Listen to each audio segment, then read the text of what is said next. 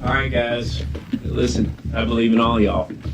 This is the most battle-hardened national response coordination center that's ever existed. After all we went through last year, we're ready for this. Let's pre-position. Let's batten down the hatches today. Let's make sure our staff are safe.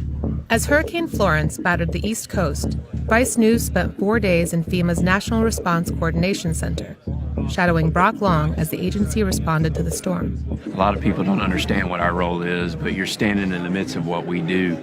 The NRCC is a war room of sorts, where hundreds of employees from different agencies gather together to coordinate federal resources in the disaster area.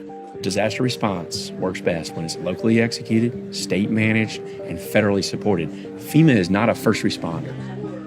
Here's what's unique about this storm. It's going to be with us, as you said, for several days. Our goal here is to collect information, stay on top of the situation, but we get requests for support from our state partners, and it filters out to the appropriate agency or what we call emergency support function to be able to fulfill that request and help that governor overcome an issue that they don't have the capacity to overcome. Everyone from the Coast Guard to the National Weather Service to nonprofits to FEMA employees are activated to work around the clock for emergency support. The question that's been coming up quite often is, when are we going to get relief? I don't know the answer to that, all right?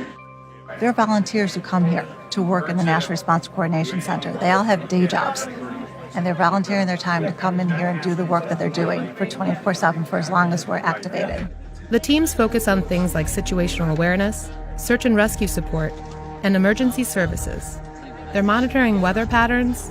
So what we're looking at right here is the projected storm total for inches. So we've got over 20 inches in this purple area and then over 10 inches in the red. But they also pay attention to social media. This was the spot we saw was flooding, right?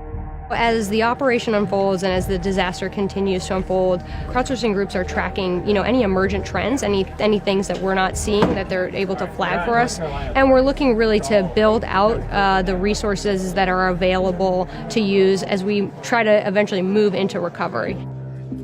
A lot of people think FEMA, all we do is hand out water, ice, and MREs, and then we're gone. We manage and process billions and billions of dollars day in and day out. There have been over 451 evacuations, 77 rescues, 11 animal rescues, and 519 shelter-in-place checks. I personally do not believe that a bigger, stronger FEMA is the answer to solving everybody's problem. A bigger, better capability at all levels of government is the answer.